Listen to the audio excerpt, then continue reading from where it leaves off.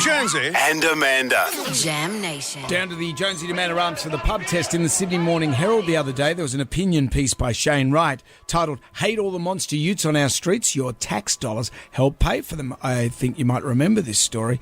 During the pandemic, the Morrison government increased the maximum write-off to $150,000 for tradies' utes and stuff. Do you remember that? Mm-hmm. So sales of them obviously went through the roof. That's why, and if you've noticed lately, there's a million of those Dodge Rams. You've got the Raptors, the Rangers, the Hiluxes.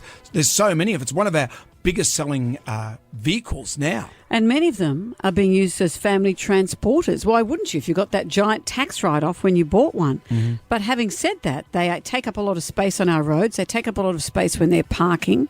It's hard to see around them in the traffic. Our streets are chock-a-block with them. And for disclosure, I've got a Toyota Land Cruiser, which I love. I've had it for 1,000 years, but it's a 1994 Model 80 Series Land Cruiser, and I drive it probably once a month when I'm moving stuff or towing stuff, but I wouldn't drive it every day. The streets near where I live, it's so hard to get around because people are parking these big cars, driving up tiny streets. It's really, really hard.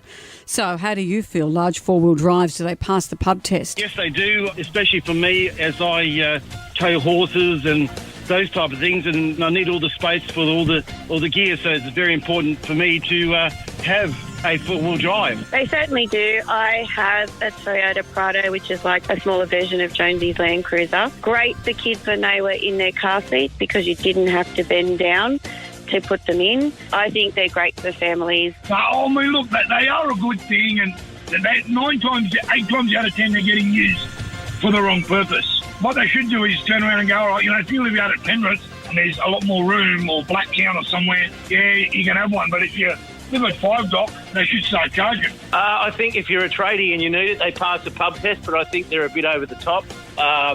They take up the road, and look, most people aren't using them as trade vehicles. They're using them for family getaways, which is fine too, but if the government are giving tax breaks for them, I don't think it's fair. So, no, they don't pass the pub test to me. My dad drives a 4-wheel drive.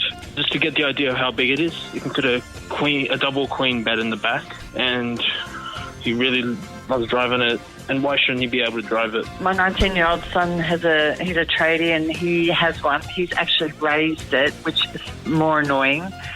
And they're just horrible on the road. There's so many of them, and they don't pass the pub test at all. Not the first time a mum hasn't liked their son's car. No, but also all those tax incentives that went that way and not towards electric cars. No wonder we're so far behind. Oh, man, keep it at church. This is our church, Brendan.